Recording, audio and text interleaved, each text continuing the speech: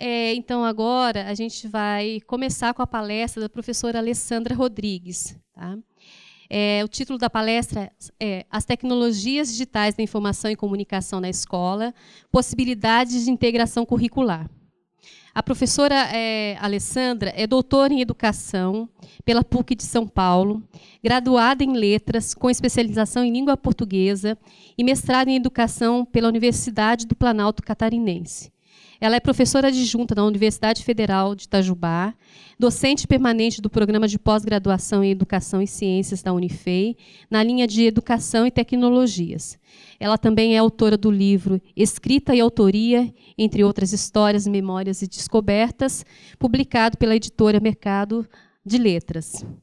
Ela é pesquisadora nas áreas de educação e práticas discursivas, tecnologias digitais de informação e comunicação, na educação, principalmente nos seguintes temas. Pegaram o teu currículo?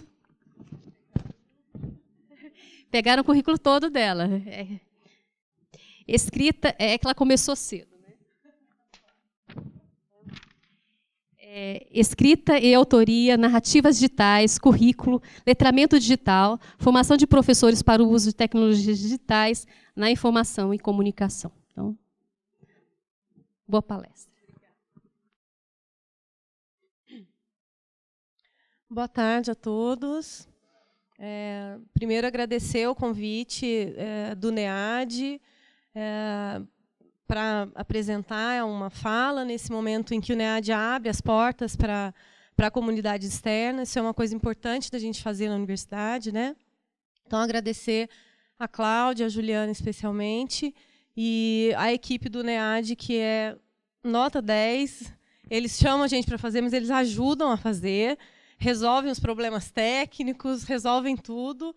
Só não contam para a gente que vai ser filmada a palestra, mas tudo bem, né? Aí a gente já está aqui, não tem mais nada para fazer, não tem jeito de fugir, né?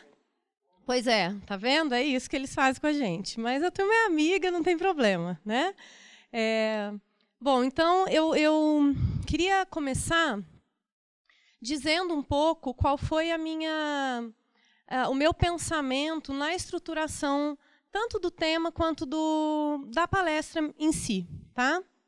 Quando a Maria Paula foi conversar comigo e me fazer o convite, eu falei para ela, mas qual é o público? Qual é a ideia? O NEAD vai abrir as portas para quem? Né? E ela falou, não, a ideia é que a gente tenha muito professor em formação inicial, professor da educação básica. A ideia é trabalhar é ser esse público, é receber essencialmente esse público, além dos nossos tutores que já estão aqui mais cotidianamente conosco, né? E aí eu pensei então nessa proposta, nesse recorte de palestra, justamente tentando estreitar o diálogo com quem está no chão da escola, né? Ou quem está indo para o chão da escola, quem está na licenciatura. Então, tentar fazer um pouco esse caminho. Então, nesse sentido, a minha fala está estruturada com pouca discussão teórico-conceitual, apesar de estar embasada numa discussão, obviamente, teórico-conceitual, mas ela está estruturada no sentido de trazer possibilidades mesmo de integração das tecnologias ao currículo. Trazer ideias, trazer sites, enfim, mecanismos, né, que dão suporte a essa integração e que, no meu olhar, no meu recorte, ajudam a fazer ou podem ajudar a fazer essa integração. Então, de antemão, já coloco que as minhas escolhas estão pautadas sempre pela gratuidade. Então, sempre material aberto, gratuito, de acesso livre, porque eu acho que se a gente quer que melhore a educação, a gente já tem que começar por aí, né? Fazer coisa que tem que ficar pagando, que tem que ficar... É complicado porque você atinge uma parcela da população, mas não atinge uma outra que é imensamente maior, que está na rede pública, que a gente sabe qual é a realidade da maioria das escolas públicas do nosso país, né? Não vai ficar comprando software, não vai ficar fazendo essas coisas, né? Então, a gente tem que partir desse princípio. Então, tudo que eu vou apresentar aqui para vocês é livre, gratuito, de acesso ilimitado, tá bom? Acho que a primeira coisa que eu queria chamar a atenção é para essa imagem, que vocês já ficaram olhando para ela desde que vocês chegaram, né? Que é uma professora com os ombros caídos, olhando para um aluno que está, não por acaso, de costas para ela. E dele saem todos os ícones possíveis referentes à cultura digital em que a gente está inserido hoje, né? E da cabeça da professora sai um monte de interrogação. Porque eu acho que, na verdade, é assim que a maioria de nós, e aí eu me incluo, apesar de não estar trabalhando na educação básica, mas a maioria de nós, professores, ainda está se sentindo. Né? O que é que a gente faz com isso? Esses meninos só querem saber de celular, de notebook, de tablet. O que a gente vai fazer com isso? Acho que a gente ainda está nesse momento de ficar se perguntando, né? Qual é o caminho. Né? A gente está enxergando isso, mas a gente não está muito sabendo o que fazer. Né? Então, por que a gente está enxergando isso? Né? A gente está enxergando isso porque a gente está no meio disso também. Se eu perguntar aqui para vocês, rapidinho, levanta a mão quem tem um smartphone. Todo mundo? Né? Quem tem um notebook? Quase todo mundo. Né? Quem tem um desktop, um computador de mesa? De novo. Tablet. Olha, mais do que eu imaginava. E tem muita gente que levantou a mão todas as vezes. Ou seja, está super inserido na cultura digital. Não dá para dizer, não, mas eu não estou inserido. Como é que não está inserido? Você tem isso tudo, não serve para nada, fica tudo guardado? Não fica, garanto que não fica. Então, a gente está hoje inserido num mundo de presença ubíqua das tecnologias. Né? As tecnologias estão em tudo, a gente usa as tecnologias digitais. Estão em tudo. A gente usa para buscar uma informação, você está num boteco conversando com alguém, a pessoa fala alguma coisa que você não sabe, peraí, já vou descobrir o que é. Na mesma hora. Na mesma hora você já sabe o que é, você já fica, ok, tá bom, você já fez um ato ali de educação, né? Já aprendeu alguma coisa. A gente chama isso de ato de currículo. Nos estudos sobre currículo, a gente chama de ato de currículo. Então, a gente tá com esse arsenal aí de tecnologias que faz parte da nossa vida cotidiana, para comprar, para vender, para comer, para estudar, para acessar informação, para compartilhar informação, para bisbilhotar a vida alheia para alguns, né? Para mostrar coisas no Facebook para outros. Mas a gente está o tempo inteiro nesse meio aí, nesse mundo conectado. Né? Quem é professor aqui? Ou seja, os professores estão conectados. Se a gente juntar essa resposta com a resposta das perguntas anteriores que eu fiz, quem tem isso, quem tem isso, quem tem isso? Maioria, professor. Então, está conectado. Né? E aí, o que acontece? A gente está nesse mundo de rede, de conectividade, de acesso, de fluidez, né? De rapidez e tudo mais. E, quando a gente vai para a escola, às vezes a sensação que a gente tem é que, assim, nossa, e agora? Que mundo que é esse que eu estou? Cheguei em um outro mundo, que é um mundo que ainda está cheio de dilemas, cheio de desafios, tentando pensar para onde que vai crescer, revendo alguns paradigmas. Né? Então, acho que essa imagem, quando eu escolhi, achei ela muito representativa, porque, ao fundo, a gente tem um quadro verde, né? De giz. E aí a gente tem o que seria a mesa do professor, a maçã, que é historicamente associada à sala de aula, ao professor, né? E tudo mais. E em cima da mesa também tem um tablet. Né? Então, assim, nessa imagem está o desafio das tecnologias chegarem à escola. Mas elas precisam chegar à escola de que maneira? Acho que essa é a primeira pergunta que a gente precisa se fazer. Tecnologia é importante em todas as aulas, em todas as disciplinas, em todos os momentos da escola? O que vocês acham? Acho que nem todos, né? Nem todos os momentos. A tecnologia não ajuda em todos os momentos. Então, esse é o primeiro questionamento importante para a gente fazer de reflexão crítica mesmo. É usar uma tecnologia digital numa aula, num trabalho, enfim, em alguma situação da escola, vai contribuir para o processo de aprendizagem dos meus alunos? Né? Às vezes a resposta é sim. Às vezes a resposta é: vai agilizar o trabalho, vai facilitar o trabalho, vai deixar o trabalho mais rápido, né? Então, ao invés de eu passar isso aqui tudo no quadro, eu posso projetar, ou eu posso passar numa lousa digital. Tá, mas se eu repetir a mesma prática, a tecnologia está só sendo substituída, concordam? Ela vai estar sendo substituída. Então, que acréscimo ela vai trazer ao processo de ensino e ao processo de aprendizagem?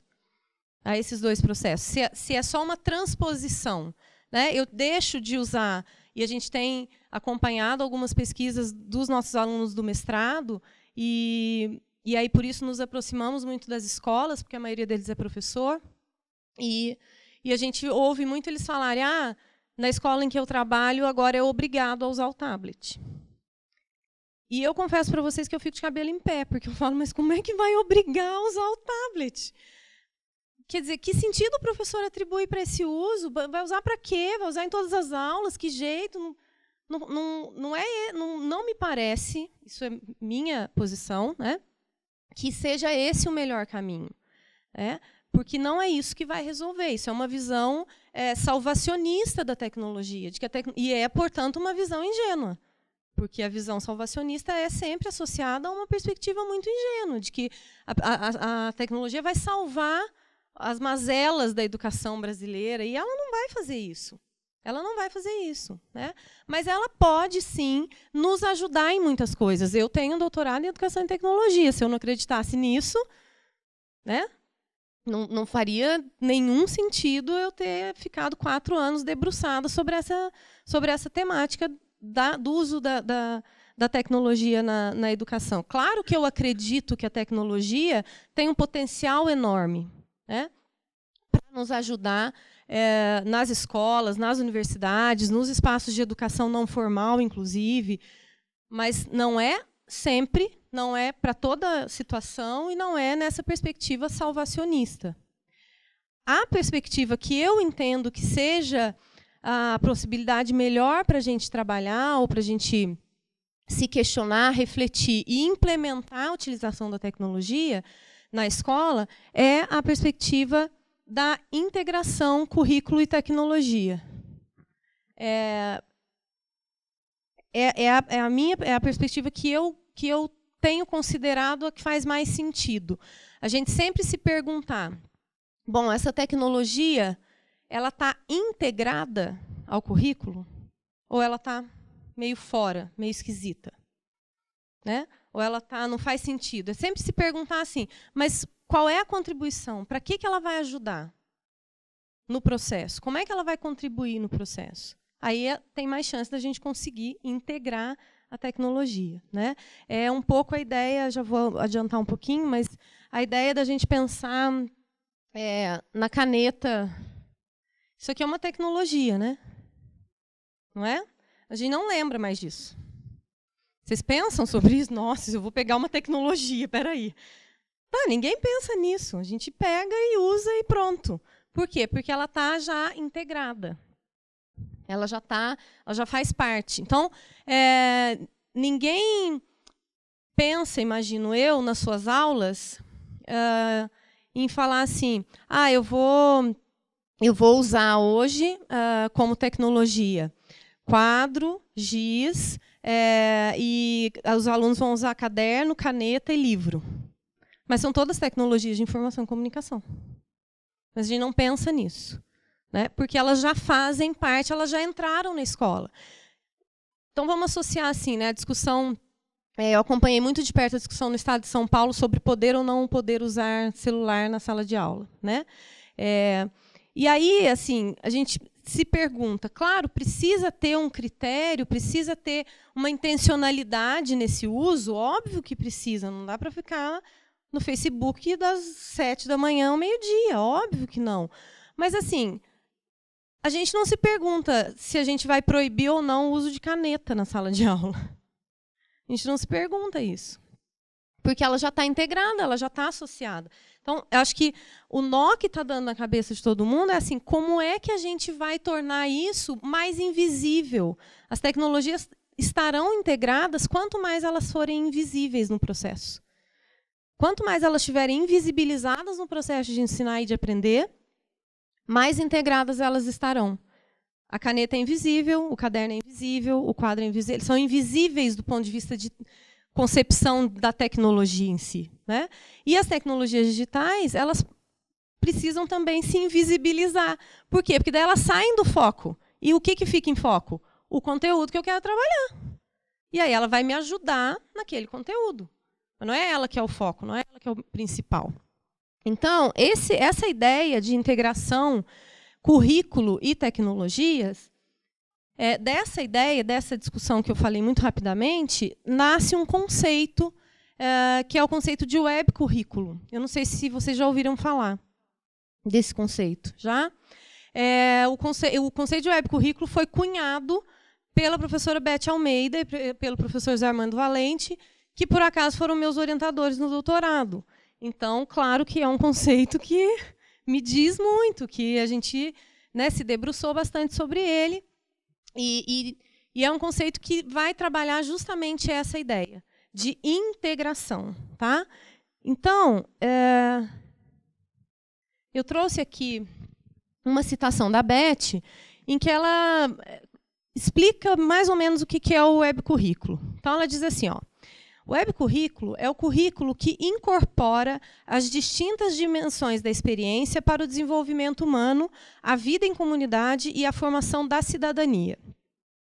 Organizado em redes hipermodais e hipermóveis, abertas ao estabelecimento de novos arcos, com a criação de nós e ligações entre esses nós em processos interativos e construtivos. Com a mediatização das tecnologias, o currículo se desenvolve a partir do diálogo entre pessoas, linguagens, conhecimentos e culturas. A partir também da elaboração de produções, que ela chama de nós, e de caminhos epistemológicos, que são essas ligações entre os nós de aprendizagem, através da reflexão e da depuração dos processos de aprendizagem, das produções e das trajetórias, cujos registros descortinam narrativas curriculares singulares. Então, se a gente juntar tudo isso, e aí eu grifei em vermelho o que é mais importante, se a gente juntar tudo isso, a gente vai perceber que o web currículo é um currículo que trata as tecnologias digitais de informação e comunicação, né, as TDIC, como ferramentas cognitivas. O que quer dizer isso? Quer dizer que são ferramentas que vão auxiliar o sujeito no processo de reflexão, no processo de depuração do pensamento, no processo de compreensão dos fenômenos, no processo de estabelecer inter-relações entre os conteúdos. É para isso que elas vão servir.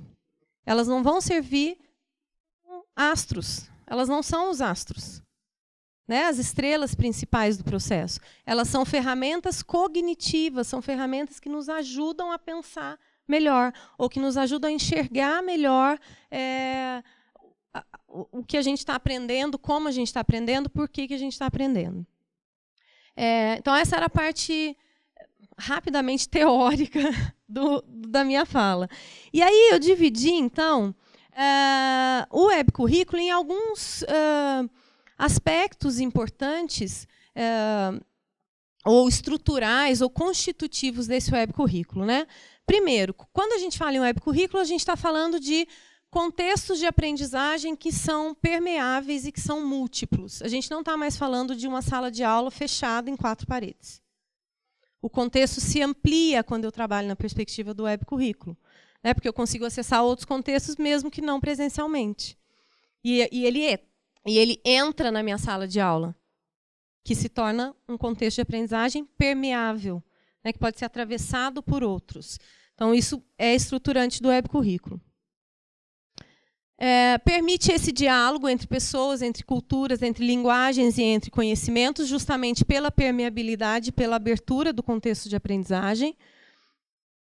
O webcurrículo trabalha sempre na perspectiva da multimodalidade de linguagens e da multiplicidade semiótica, o que promove letramentos múltiplos. Anos atrás, 20 anos atrás, a gente podia pensar em letramento como um avanço do processo de alfabetização, né? Então, o alfabetizado é aquele que consegue decodificar e codificar mensagens numa determinada língua, né? O letrado é aquele que faz usos sociais a partir disso, dessas competências de leitura e escrita.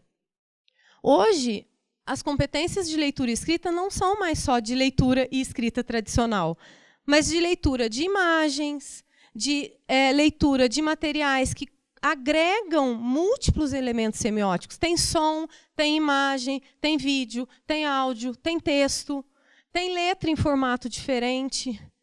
E a gente precisa saber ler isso, porque isso manda mensagens diferentes também. O texto manda mensagens diferentes conforme ele está estruturado. Então, é preciso trabalhar com os letramentos múltiplos, independente da disciplina. Não é um trabalho da disciplina de língua portuguesa, por exemplo, só, né?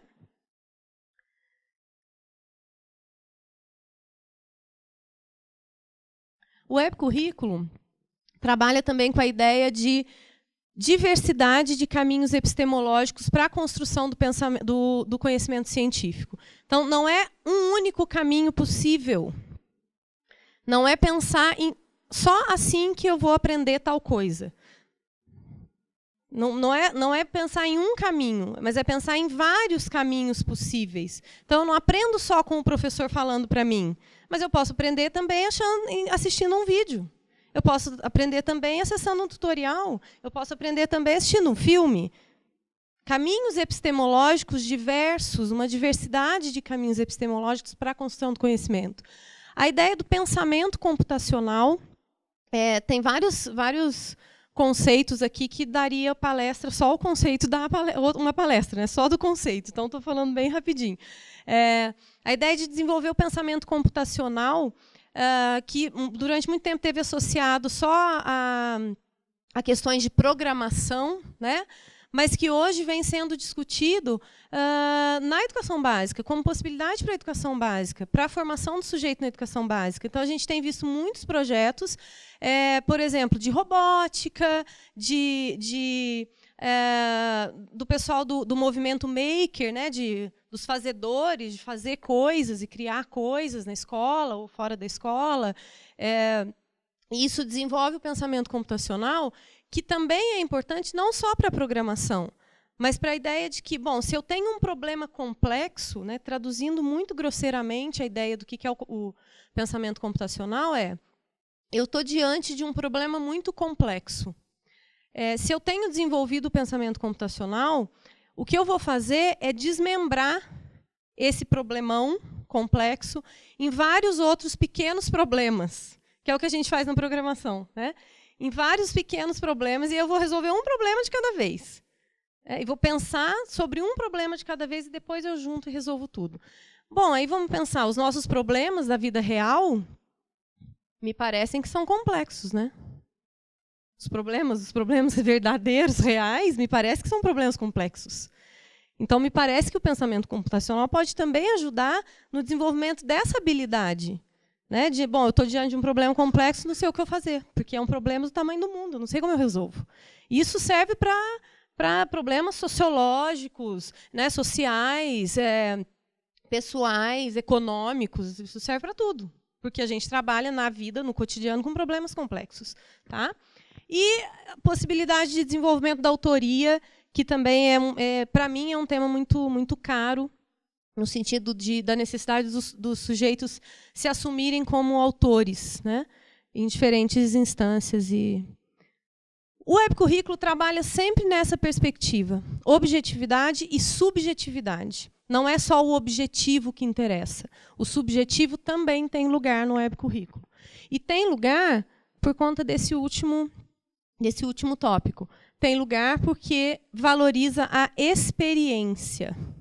A experiência no sentido que o Heidegger apresenta e que o La Rosa depois desenvolve um pouco mais, mas no sentido de entender o conceito de experiência como aquilo que me atravessa, como aquilo que me tomba, como aquilo que me desestabiliza. Então, eu não tenho experiência se eu faço sempre a mesma coisa e pronto, ok. Aquilo não me desestrutura, não me tira do lugar. No pensamento heideggeriano, o que a gente vê? Experiência como aquilo que atravessa o sujeito. Então, durante uma aula ou durante uma palestra, muitas coisas acontecem, né? Muitas coisas acontecem.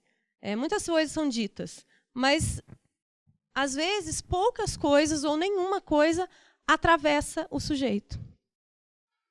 Então, se vocês saírem daqui do mesmo jeito que vocês entraram, vocês não tiveram uma experiência com essa palestra. Vocês vieram para a palestra. Se vocês saírem daqui incomodados com alguma coisa, pensando em alguma coisa, sabe quando a gente sai com aquela pulguinha atrás da orelha? Ah, tá. Então aí a gente pode ter tido uma experiência, tá? Então é importante para o webcurrículo entender qual é a experiência de aprendizagem daquele aluno. Como é que ele está? Como que ele dialoga com aquele conhecimento objetivado no currículo? Como? De que forma? E isso é sempre pessoal, intransferível. Experiência é sempre diferente para cada um de nós, né? E aí, então, vamos ver o que eu fiz agora. Eu peguei os tópicos do slide anterior e vou apresentar para vocês, então, algumas possibilidades que eu entendo que sejam possibilidades de favorecimento para que aconteça, por exemplo, o trabalho com multimodalidade de linguagem, né, em diferentes disciplinas da educação básica. Tá? Então, está sempre estruturado dessa forma. Eu vou apresentando as coisas mais práticas, mais operacionais, que dá para levar para a sala de aula, mas sempre associadas com um dos elementos lá do webcurrículo. Tá bom? Talvez alguns ou muitos vocês já conheçam. Eu fiz uma seleção, né? Então, eu não sei se vocês conhecem a Universidade La Frontera, no Chile. Eles têm um Instituto de Informática Educativa, que é um instituto só de pesquisa, tipo sonho de consumo nosso, né? Vamos ter um instituto só de pesquisa. Então, sonho de consumo, eles têm esse Instituto de Informática Educativa e eles têm produzido alguns materiais para a educação básica. Eu selecionei um deles, tem vários outros, tá? Então, isso está aberto para quem quiser ver. E usar, inclusive, com os alunos, inclusive para já ir aprendendo algumas palavrinhas em espanhol, né? Que já vai trabalhando também outras línguas. A gente sabe que isso vai se naturalizando se a gente já vai trabalhando com as crianças, né? Não é aula de espanhol, mas percebe, né, a proximidade da língua e tal. Então, vamos imaginar aqui, ó. Essa é sobre a geometria no nosso entorno. E aí tem várias atividades ali para a criança fazer, né? Então, vou abrir uma só para a gente ter uma ideia. Ó. Olha lá, a Rosita falou assim, estou pensando em um objeto que tem 3 caras quadradas. Em que objeto a Rosita está pensando? Que objeto será esse? Né? Então, vamos lá. Vamos ver os corpos possíveis. Tá, 6 caras quadradas. Que objeto será esse? Ó. E eu faço o objeto. Tá? A criança desenha, consegue ver.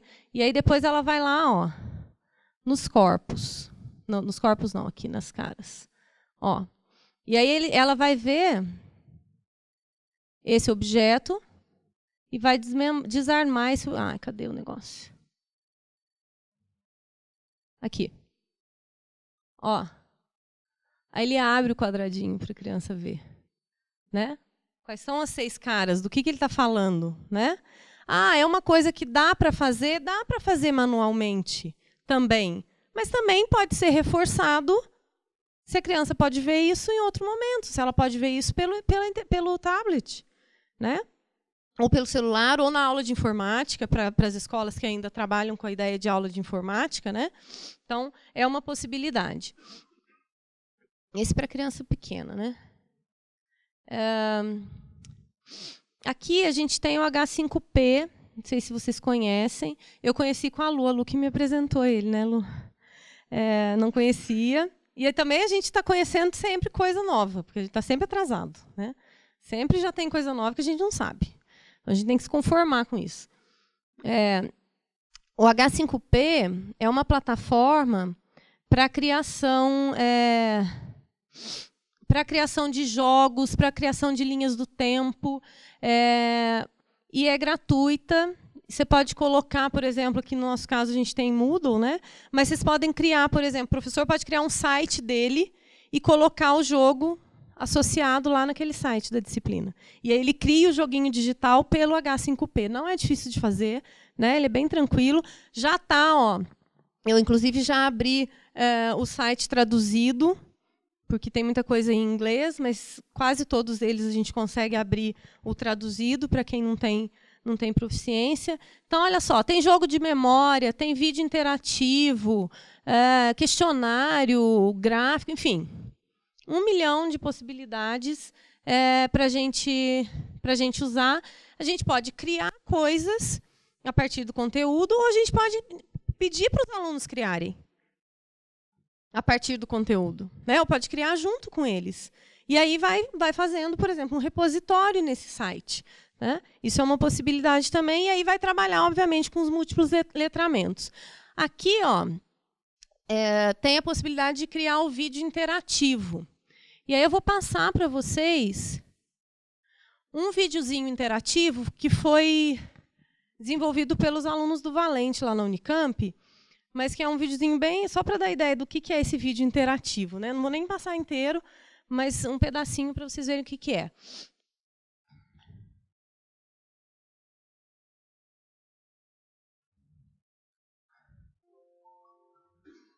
Tá dando para ouvir, gente? É sobre cyberbullying.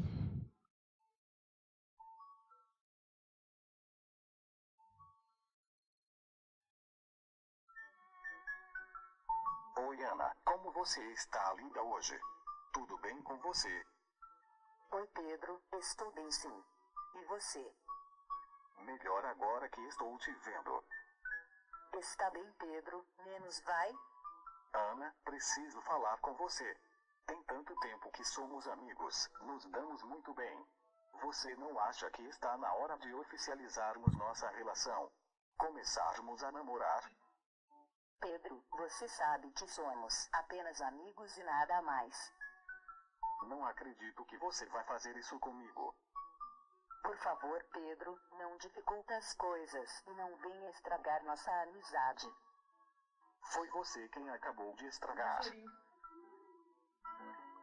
Olha, gente, aí assim, ó, se você fosse o Pedro, opção 1, clique no vídeo ao lado, no vídeo ao lado, quando a tristeza passasse, seria amigo novamente de Ana. Ou 2, planejaria uma vingança. O que vocês fariam? Gente, por que ninguém nunca responde que quer ser amigo da Ana? Ninguém. Ninguém, nunca, jamais, em tempo algum, né? Aí, bom, você clica lá. Por que voltou o Valente aqui? Ah, desculpa. Bom, mas enfim, a gente não vai assistir inteiro. Depois eu mando o link para vocês.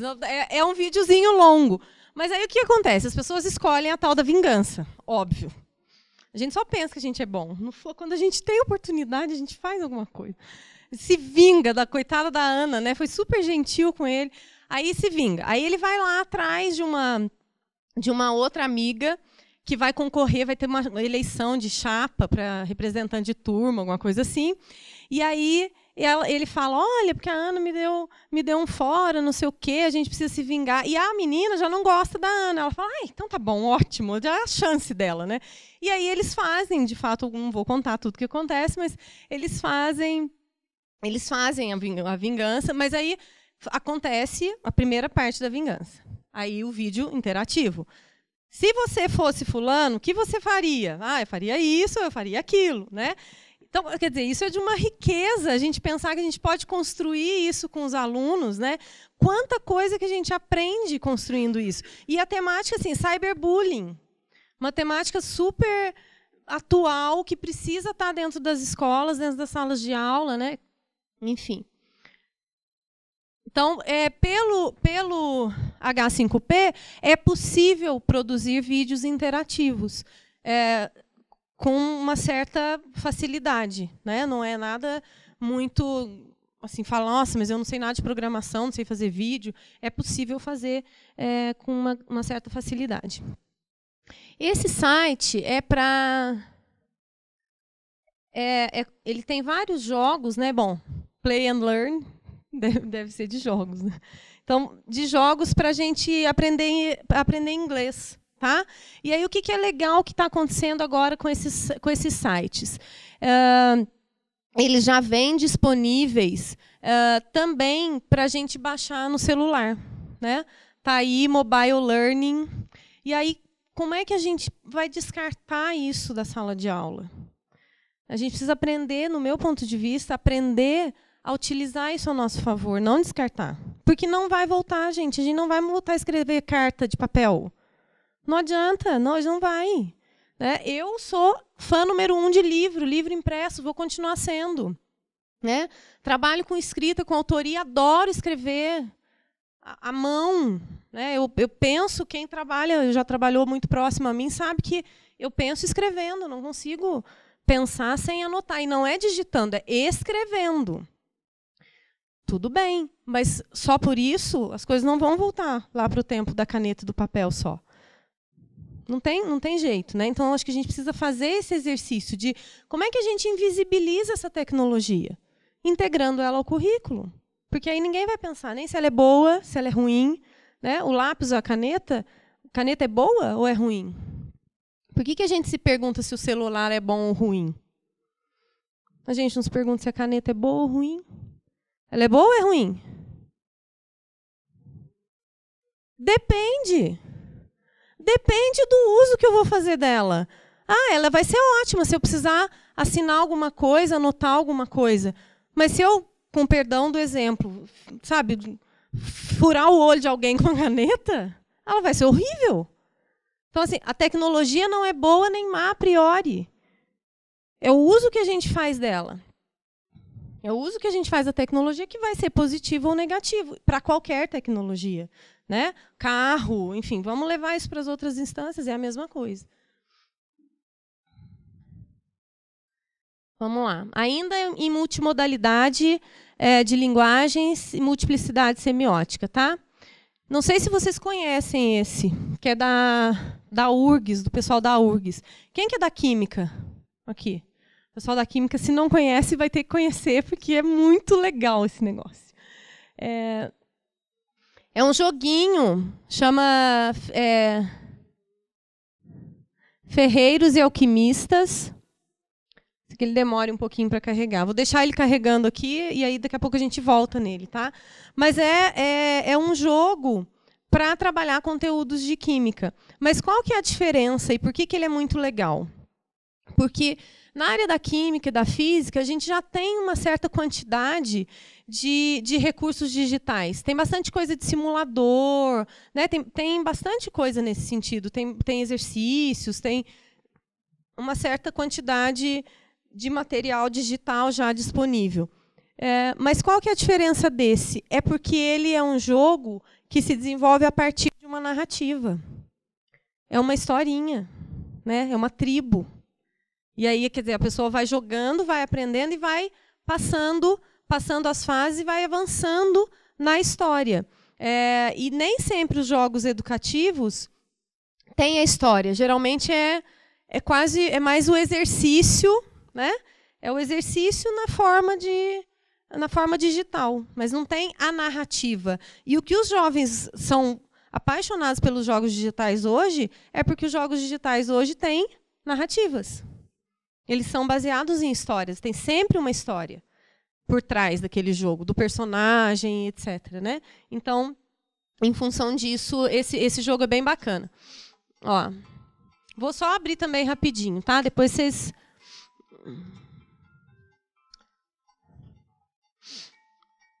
E é brasileiríssimo, ainda tem essa, né? O pessoal lá da Federal do Rio Grande do Sul, que é muito bacana também. Então a gente entra em Tumbaga, que é o... Olha lá, ó. Explore a cultura da tribo Tairona e descubra os segredos por trás da fabricação da tumbaga. Liga de cobre e ouro maleável e muito versátil. Aí você entra, bom, vai demorar um pouquinho para carregar, mas aí você entra, tem lá o chefe da tribo, ele te fala quais são aqueles materiais, quais são aquelas... como é que se funde, como é que os materiais se fundem, o que dá, e aí o que você tem que fazer. E aí você vai avançando. Muito, muito, muito legal o joguinho. Então, para quem é da química, eu queria que tivesse um de português para isso, assim, que eu ia ficar muito feliz. É muito bacana. Oi? A química o quê? A química o quê? Muito mais bonita, né? Bom, então, assim, acho que a ideia é um pouco de multimodalidade nisso, é isso, né? É juntar também as compreensões dos conteúdos e perceber que a gente não pensa em caixotinho, né? Que a gente pensa com tudo misturado, com as disciplinas misturadas, e não, agora eu só vou pensar em química, né? Não sei se vocês leram, já leram um livrinho pequenininho do Rubem Alves chamado Pinóquio às Avessas. O Pinóquio às Avessas é um livro assim, que você lê em 10 minutos, dessa finura, pequenininho, mas é um trabalho primoroso, eu acho, do Rubem Alves, porque o Pedro, que é o personagem principal, vai para a escola e ele leva um susto, porque na escola ele precisa mudar a chave do pensamento, porque ele queria pensar em pássaros, mas a professora falou que era aula de português, não era hora de pensar em pássaros. E aí ele aprende que, na escola, conforme soa a campainha, ele tem que mudar o pensamento, junto com a campainha da escola, né? A mudança das aulas, assim. Quer dizer, aí a gente se vê diante daquilo, a gente fala, gente, pior é que é bem assim mesmo, né? E acho que esses jogos digitais eles promovem essa integração das disciplinas. Bom, letramentos múltiplos e autoria. Esse livrosdigitais.org já é um site mais conhecido, mas, de qualquer forma, eu resolvi trazer, porque eu acho que ele é bem, bem interessante.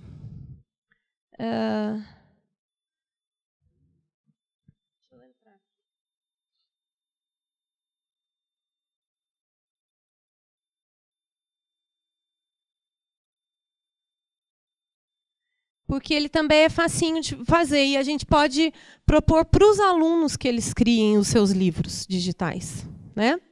Eles podem criar os livros, e não só o professor criar. Então, acho que as ferramentas de autoria... Ué, não é? Peraí, gente, acho que a outra tem, só um pouquinho.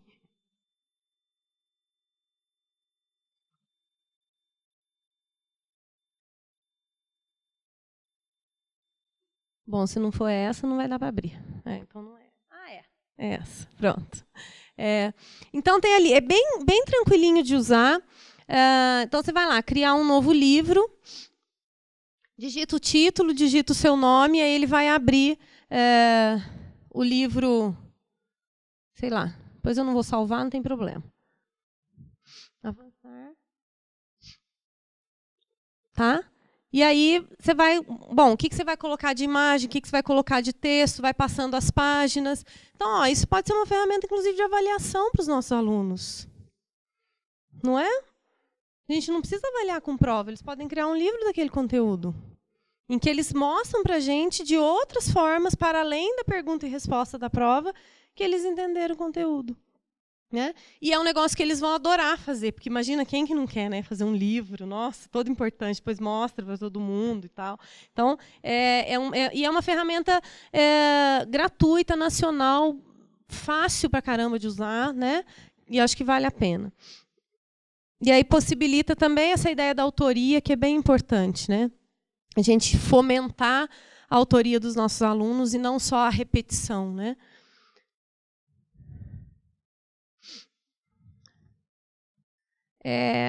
O Pixton é um site para criar história em quadrinhos. O Pixton é um site bem bacana. O problema dele é o seguinte, que gratuitamente ele te deixa fazer, acho que 6 telas.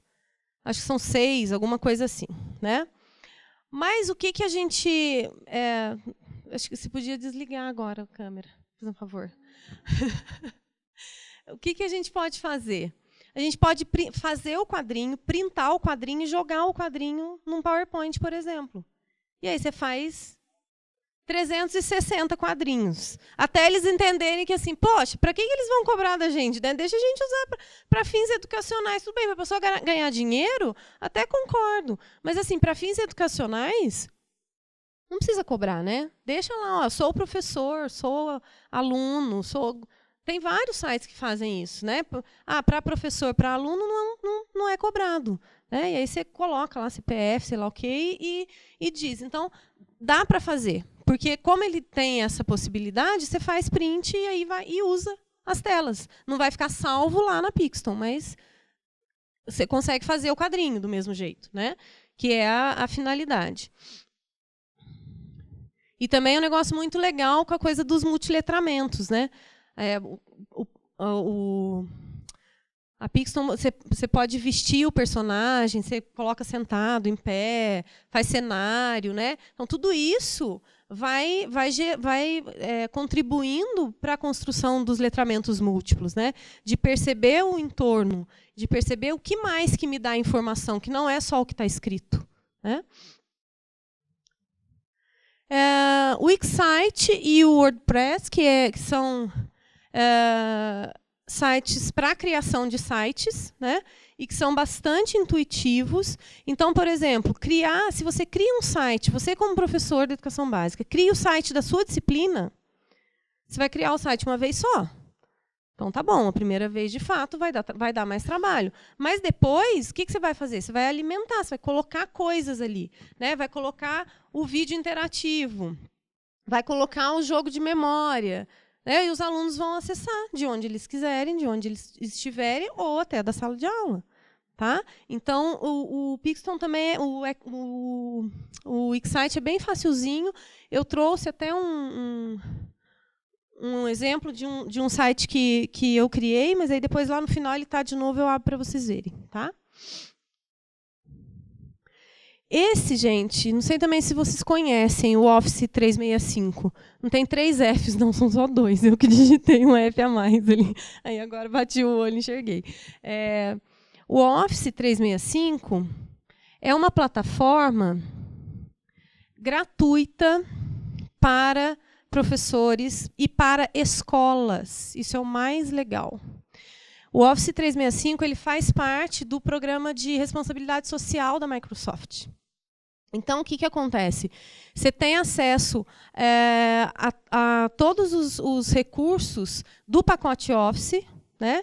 Então, Word, PowerPoint, Excel, o que mais? Word, PowerPoint, Excel.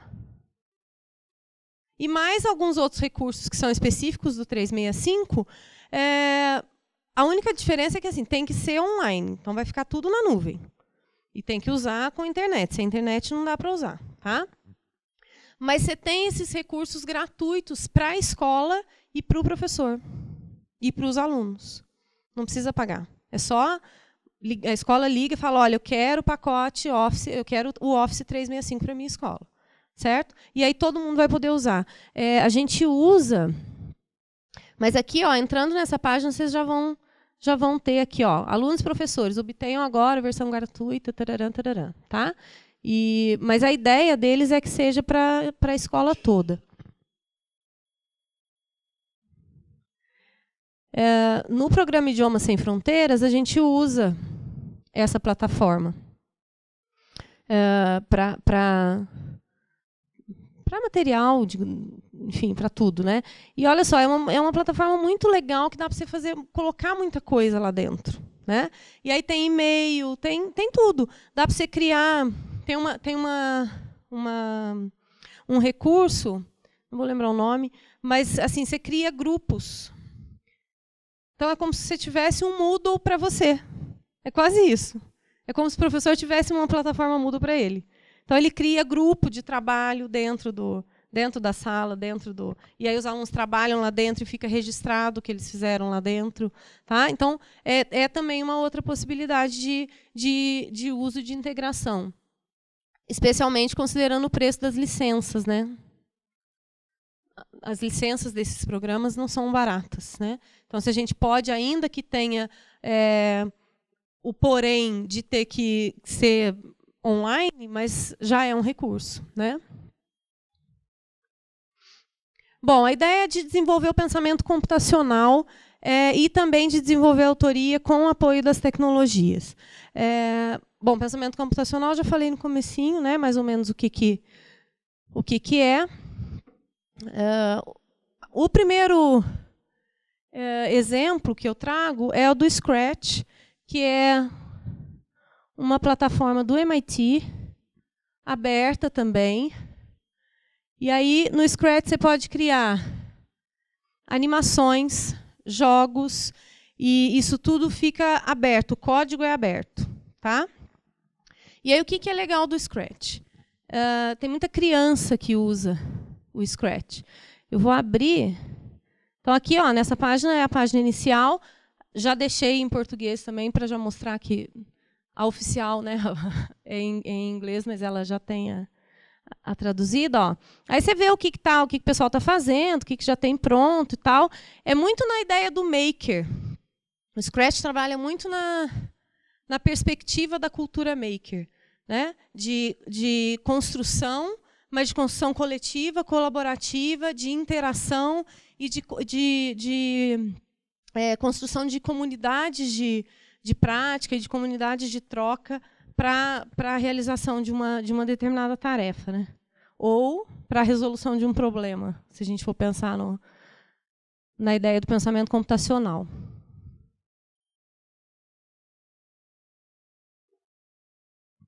Aqui tem um exemplo. Eu vou deixar passar um pouquinho, só para vocês verem o que é a animação. Depois eu vou parar para mostrar o que é essa coisa do código aberto e o que é a ideia do pensamento computacional. Tá?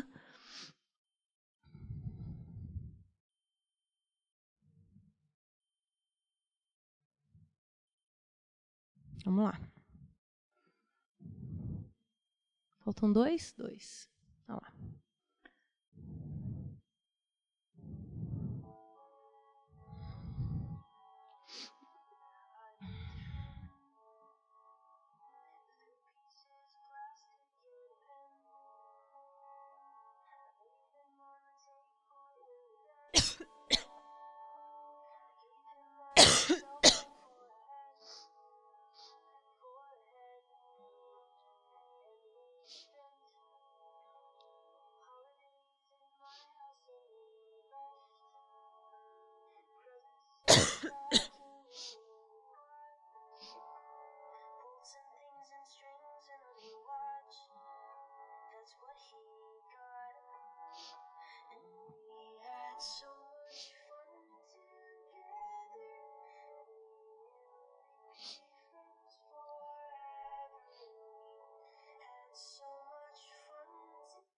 Bom, é a história como está cantando a musiquinha, né? O menininho fez o robô e tal, e é o melhor amigo. E aí, o que eles vão fazendo? A historinha segue até que ele vai estudar fora, e aí o robozinho fica lá, abandonado, tal. Então, é a historinha do vídeo. Mas aí, olha aqui, ó, quando a gente abre aqui, ver interior é que é o bacana. Por quê? Porque daí eu tenho os passos da programação, né? Olha, então, quando acontecer isso, o bonequinho vai virar para a direita. Quando acontecer tal coisa, o bonequinho vai... Então, assim, isso é lógica de programação. A lógica de programação é essa, que é a ideia de estratificar o problema e de ir resolvendo um passinho de cada vez, o passo anterior associado ao passo posterior e assim sucessivamente. Então, fica aberto o código para você tanto ver quanto alterar. Então, você pode mexer, você pode aumentar a história se você quiser. Tá? Que é muito a ideia do movimento maker. Né? Então, é bem legal, o Scratch tem sido usado bastante nas escolas por conta de ser gratuito, né, de trabalhar com programação. A gente tem a possibilidade, então, às vezes eu não tenho um programa de robótica na minha escola. Né? É difícil ter um programa de robótica, eu preciso de outros equipamentos. Tá, mas eu posso ter programas, softwares que já ajudem a desenvolver o pensamento computacional. E a autoria também, porque eles inventam. Né? Eles inventam as histórias, eles inventam os jogos e assim por diante. O Pivot Animation é a mesma proposta do Scratch, só que é bonequinho de palitinho. Sabe aqueles bonequinhos de pauzinho? Assim, a bolinha, bracinho. É a mesma ideia. Tá? Também é código aberto, também é livre, mas é bonequinho de palitinho. Então, não vou nem abrir para vocês, porque é a mesma lógica. Essa aqui é muito, muito, muito legal para pensamento computacional.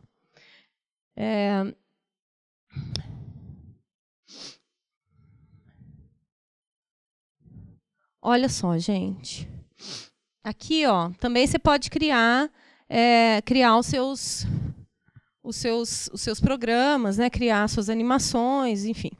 Mas o que é legal? Que tem o curso aqui.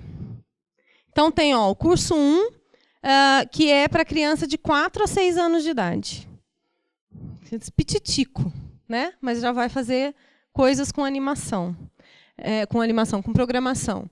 Depois, o curso 2, que é a partir de 6. O curso 3, de 8 a 18 anos. Tá?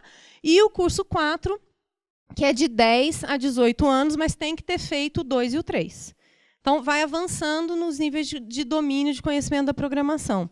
Todos esses cursos são abertos. É só você clicar lá e pronto, ele vai te pedir um login. É isso que ele vai fazer. Tá? E é muito, muito bacana. Eu já fiz um pedacinho lá do curso 3, porque eu fiquei com vergonha de entrar no 2. Falei, ai, não, mas aí, né? 6 anos, acho que não vai dar. Então, vou começar pelo 3, né, que acho que vai estar melhor. Mas o curso 1 é muito bonitinho. Assim, se eu tivesse filho pequeno, eu já ia começar a brincar com ele para fazer isso, porque é muito legal. E é bem essa ideia, sabe, da lógica do pensamento. Né? Independente da criança depois usar para a programação em si, desenvolve o pensamento lógico. E isso ajuda em N situações, né? Inclusive na matemática, né? na aprendizagem de conceitos matemáticos. Né? Então, esse é muito bacana, esse vale muito a pena mesmo, viu? Esse code.org. Se vocês não conseguirem copiar o link, só copia o que está em preto ali, porque aí, se vocês digitarem no Google, já vai... acho que vocês não vão ter dificuldade para encontrar, não. E o App Inventor, que é a mesma ideia. Tá? Só que é para desenvolver aplicativos. Aqui na Unifei a gente tem projetos que os meninos desenvolvem aplicativos. A gente pode trabalhar isso também na educação básica. Né?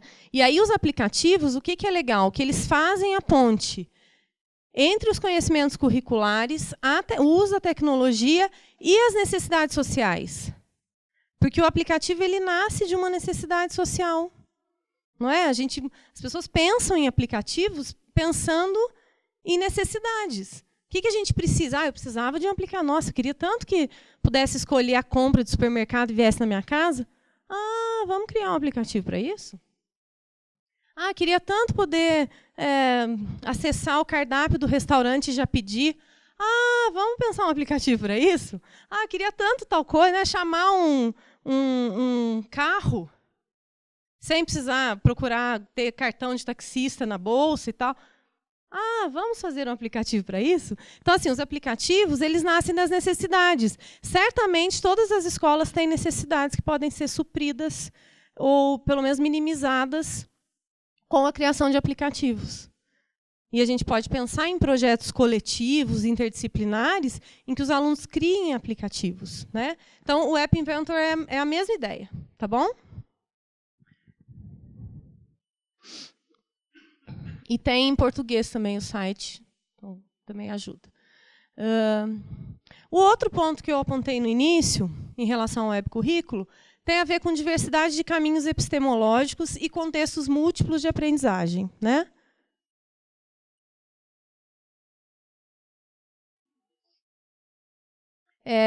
O laboratório didático virtual da USP é bem conhecido já, mas para quem, se por acaso não conhece, tem o de física. O de química não está funcionando? Sabe falar, Ju? Não? Porque, você sabe, Jane, Geise? O de química? E estava funcionando? Porque eu não consegui acessar segunda. Então, eu tenho também, mas não, então pode ser que tenha sido o meu. Porque tem o lab de física e o lab de química. Tá? E aí você entra e tem lá as simulações, né, para fazer. Simulação é uma coisa que ajuda muito nas disciplinas de ciências, porque você enxerga, é muito mais palpável, vamos dizer assim, e, no meu caso, palatável, eu que não sou dessa área, é um negócio que é difícil, às vezes, para entender. Se você faz uma simulação, aquilo fica mais tranquilo para entender. E são coisas que a gente não consegue fazer sem a tecnologia. Não dá para fazer, né, sem a tecnologia. Alguns porque não dá para fazer porque não tem laboratório, etc. Outras porque só dá para fazer pelo simulador mesmo. Só dá para simular algumas coisas, não dá para fazer de fato, né? Na área de física principalmente. Então, laboratório didático virtual que permite essa ampliação dos contextos de aprendizagem, né? Não preciso ter um laboratório mega na minha escola. Não preciso, ou não tenho como ter, mas eu posso usar as outras possibilidades. Esse SkyMap é muito bacana também para quem trabalha na área de física. É muito legal. E esse tem para você baixar no celular, né? Então você baixa, quando a gente vai para o sítio, uma das diversões é essa, assim, né? Você apontar para o céu o celular e ficar vendo, bom, qual estrela que é aquela, que constelação que é aquela, porque na cidade, infelizmente, a gente não consegue ver estrela mais, né? Porque a gente produz tanta luz que não tem mais jeito, né? A gente não enxerga mais. Então, assim, para além de ser um recurso didático, pedagógico, é uma diversão. E aí o que é legal, né? Você pode escolher aqui em cima a localização. Então, ó, aqui está no céu de São Paulo. Tá? Estão vendo ali? Ó, São Paulo, 11/4, 3h28. Este é o céu de São Paulo. Né? E aí você mexe, enfim. Aí você pode buscar uma estrela determinada, tá? Ele amplia, é bem bacana. E aí, já pensou que legal? Vamos ver o céu de Itajubá? Né? Esse horário, que estrelas estão sobre o céu de Itajubá? Né? E assim, da criança até perceber, né, os movimentos da Terra e tal, quer dizer, não é a mesma estrela, isso vai mudar, né? A estrela fica aqui, depois ela está lá, depois ela está lá, depois ela some, enfim. Então, isso é muito, muito bacana. E também não é pago, né? A mesma ideia, tá? E ele tem a opção para o celular, que eu acho que é o mais legal, que a gente aponta, né, para onde você está querendo entender. Esse laboratório é da Universidade do Colorado. Tem opções para professor, tem coisas específicas para professores, tá? E tem coisas abertas. Olha que legal. Então, as simulações estão por área, física, química, biologia, ciências da terra, matemática, nível de ensino, por dispositivo. E aí estão aqui as simulações para vocês fazerem, né, com os alunos. Tá? Então, acho que também é uma possibilidade de ampliar contextos, de trazer caminhos epistemológicos outros que não só a nossa voz na sala de aula, né? Esse também é bem legal. Google Earth já é mais conhecido, acho que todo mundo conhece? Sim. Então, o Google Earth também é uma possibilidade. Se eu fosse professora de geografia, eu acho que eu ia usar o Google Earth assim, para tudo, porque aquilo lá é uma maravilha, né? Você consegue ver coisas muito próximas. Então, assim, geografia e história, por exemplo, você vai ao lugar, você não precisa viajar. Claro, a gente não consegue ir para Ouro Preto com as crianças todo ano, ou toda vez, ou toda escola. Vamos falar aqui do mais perto. Mas o Google Earth pode mostrar para a gente como é que é. Né? A gente consegue ver rua muito, muito real ali. Então, eu acho que o Google Earth, para mim, é um dos que mais abre o contexto. É um dos que mais possibilita essa abertura de contexto. Gente, agora são os meus preferidos. O Museu Mirador é no Chile, na Universidade de La Frontera, que eu falei no comecinho da palestra. E olha que bacana. Ele é um museu virtual. Então, está aqui. Vou só mexer um pouquinho para vocês verem.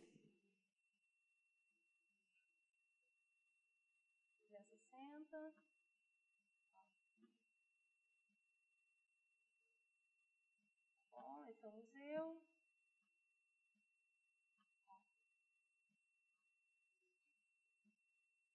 Aí, beleza, vamos entrar. Entrei.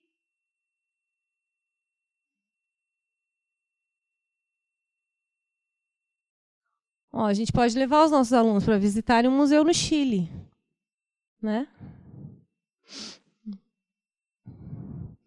Aí, vamos lá, vamos subir. Então, tem esses íconezinhos que são o caminho para onde você pode ir, e aí tem os videozinhos, que são vídeos explicativos, enfim, o que tem naquela sala, tal. É uma visita. É uma visita, só que virtual. Você vai conhecendo o que o museu tem para te oferecer. Aí desci, vamos lá para o outro lado.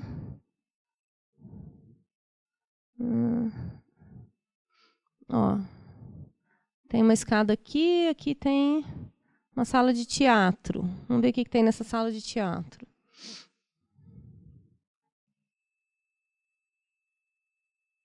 Parece o do Museu da Vida, lá no Rio, a salinha.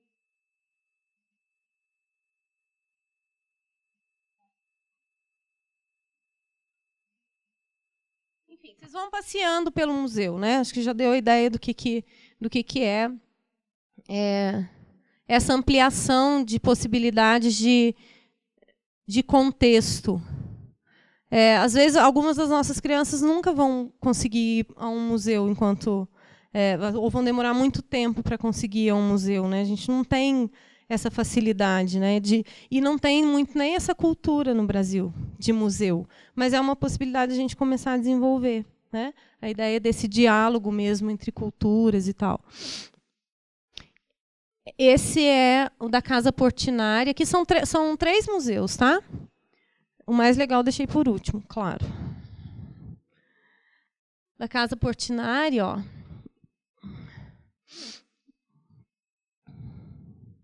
Então, aqui é a casa do Portinari. Você vai entrar e vai fazer a visita.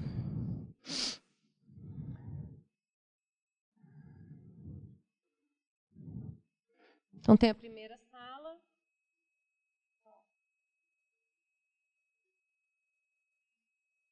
E aí, gente, claro, eu estou passando rapidinho, mas assim, tem zoom, né? Então você chega perto do totem, você amplia, você vai ver o que é que está escrito naquele totem, né?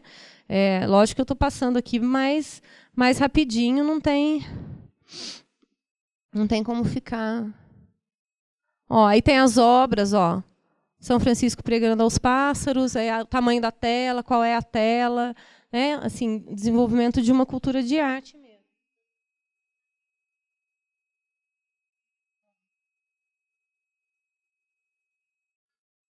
Então, afasta, amplia, enfim. Tá? E aí você vai passeando pela casa do Portinari, isso dá uma discussão bacana pra caramba, né? Porque você fala de arte, você fala de história, você fala, enfim, de N coisas com uma visita dessa, né? Tendo utilizado uma visita dessa com os alunos.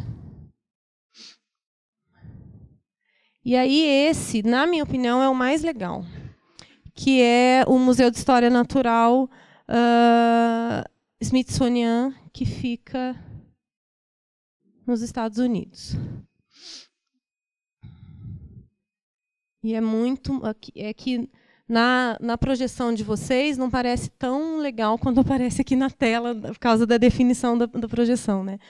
Mas olha só, a gente tem a visão do museu. Olha.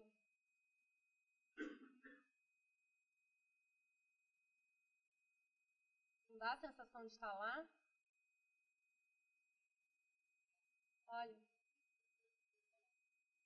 Olha só, dá a sensação de estar lá no museu. E aí é muito bacana, porque assim... Aí você tem a opção, vocês estão vendo que tem uma setinha aqui, né? Aqui, ó. Vocês podem tirar daqui, fecha isso, fecha esse mapinha da tela e vai só seguindo as setas. E vai fazendo uma visita, enfim, mais de surpresa, né? De descoberta. Vamos ver o que tem, que é muito legal. Ou então... A gente está aqui, tá vendo? Conforme eu mexo, isso aqui me mostra para que lado que eu estou olhando. Ó. O que eu estou vendo? Ó, tá vendo que vai mudando ali? Ó, esse é o meu ângulo de visão, né? Essa parte que eu estou vendo. E aí vamos imaginar que eu resolva...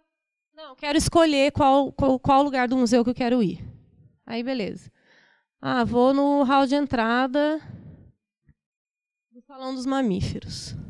E aí, aqui na tela está excelente. Aqui está escuro, né? Mas a minha tela está... Abram para vocês verem. A gente fica 2 horas ali, nem se dá conta de que passaram as 2 horas.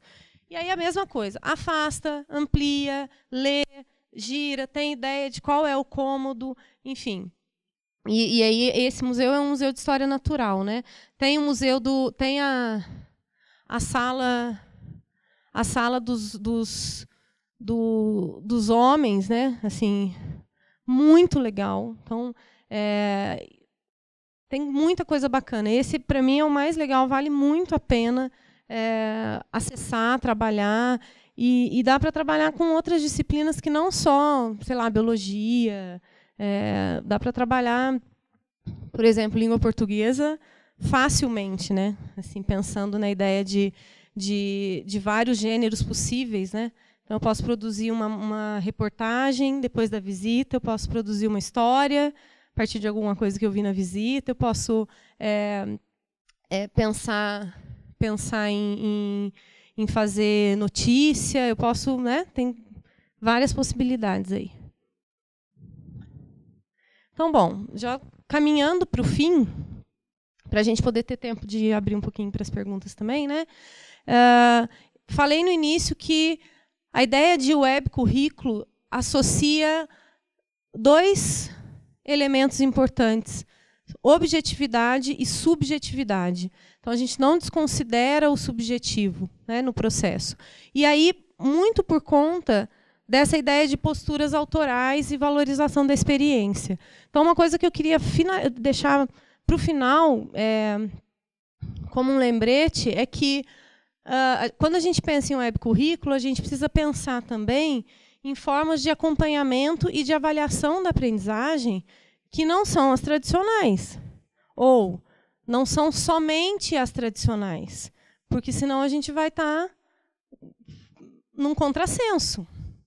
Então, eu desenvolvo o web currículo, eu penso em contextos permeáveis e mais amplos de aprendizagem, eu permito percursos epistemológicos também mais amplos, eu chamo as tecnologias para me ajudar, eu identifico possibilidades de multiletramentos, etc. E aí depois eu aplico uma prova escrita. Quer dizer, fechei, a resposta não vai ser a que vocês querem. Não vai ser. A gente também precisa repensar os processos de acompanhamento da aprendizagem e de avaliação da aprendizagem quando a gente está trabalhando numa outra perspectiva de currículo. Né? Senão a gente vai estar fazendo coisas muito díspares. A avaliação de pergunta e resposta, ela é condizente com um tipo de currículo, com um tipo de trabalho pedagógico. Não é condizente com o webcurrículo. Então, a gente precisa pensar em outras possibilidades. Uma das possibilidades que eu não vou desenvolver, mas que foi o meu objeto de estudo no doutorado, são as narrativas digitais de aprendizagem. Né? Então, elas são um caminho possível para isso.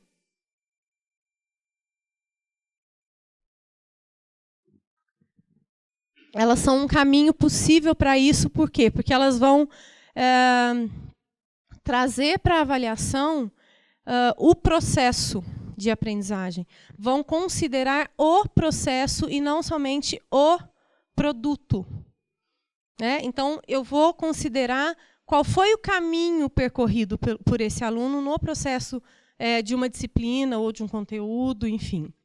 E aí ele vai me contar isso, trazendo todos esses elementos advindos do uso das tecnologias que a gente já fez durante o desenvolvimento do conteúdo, né? Contando essa história e refletindo sobre ela. Estava dando exemplo no mestrado segunda-feira, falando para os alunos assim, gente, processo de aprendizagem sempre tem pedra no caminho. Né? Eu não conheço, pode ser que exista um ser humano que aprende, pronto, aprendi. Ótimo. Né? O processo de aprendizagem tem idas, vindas, um passo para frente, um passo para trás. Não entendo isso está difícil, não sei o que, são as pedras. Né? O que a gente faz com as pedras? Tem uma pedra, já disse nosso amigo Drummond, tem uma pedra no meio do caminho. E aí? O que a gente pode fazer com a pedra?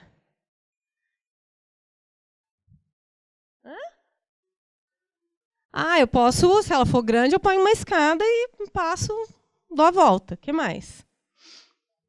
Posso quebrar a pedra. Posso procurar, posso procurar meios, por exemplo, posso dar a volta na pedra. Posso levantar a pedra. Posso chutar a pedra. Posso tropeçar na pedra. Posso pegar a pedra e botar na minha cabeça. Posso pegar a pedra, botar na mala, levar junto comigo a pedra. Posso fazer N coisas com as pedras, certo? Como professores, quanto a gente sabe do que os nossos alunos fazem com essas pedras? A gente só vê o produto. Né? A narrativa digital nos dá a possibilidade de ver o processo, de ver o que ele fez com essa pedra. Que tamanho era essa pedra? Quando que ela surgiu? Como que ele refletiu sobre ela? Como ele resolveu aquele problema? Né? E como é que eu posso, obviamente, no meu papel de professora, intervir? Como é que eu posso ajudar? Mas no processo, né? E não lá no final. Porque lá no final, tá bom, já tem menos coisa. Até dá para intervir, mas tem menos coisa para fazer. Né? Só que a gente só vai saber isso se o aluno nos contar. E ele só vai nos contar se a gente der abertura, se a gente der possibilidade para ele contar. Então, as narrativas digitais, elas trabalham um pouco nessa linha, nessa perspectiva. Trouxe aqui uma definição curtinha também. São aquelas narrativas cujo enfoque temático centra-se no processo formativo dos sujeitos narradores, ainda que tenha diferentes recortes contextuais e temporais. Então, posso fazer uma narrativa de uma disciplina, posso fazer uma narrativa da minha aprendizagem ao longo da vida. Ok? São construídas com o uso de tecnologias digitais de informação e comunicação, utilizam recursos multimodais de linguagem em sua constituição e se apresentam por meio de suportes multi- e hipermediáticos. Tá? E são as narrativas digitais. Então, são as nossas histórias de aprendizagem que podem, sim, ser acolhidas e utilizadas como um instrumento de avaliação. Né? Por quê? Porque elas estão em relação direta com o conteúdo objetivado no currículo. Né? É o que eu estou pensando sobre aquele conteúdo. Como é que eu me relaciono com ele, o que ele me diz ou o que ele não me diz. Né? Aí, para quem se interessar, porque daí isso vai ficar para uma outra conversa, as narrativas digitais vão ficar para outro dia, para outra conversa. Eu tenho um site que tem algumas narrativas digitais e que conta um pouquinho o que são essas ferramentas. Então, quem tiver interesse, é só acessar profalessandra.wixsite.com/narrativas. Se digitar Alessandra Rodrigues Narrativas, alguma coisa assim, acho que já aparece, né? E aí tem exemplos de narrativas, tem explicações assim sobre as narrativas que não são teóricas, enfim, tá? Então, acho que abre algumas possibilidades também para pensar usos das narrativas na educação básica, né? Então, depois, quem tiver interesse, é só acessar. Pessoal, é isso por hoje. Muito obrigada pela atenção de vocês, pelos retornos, assim, com as cabecinhas balançando. Isso é sempre bem importante, né? Então, agradeço a atenção, agradeço a presença de vocês, o tempo que vocês dedicaram para vir aqui, para me ouvir. E acho que a gente tem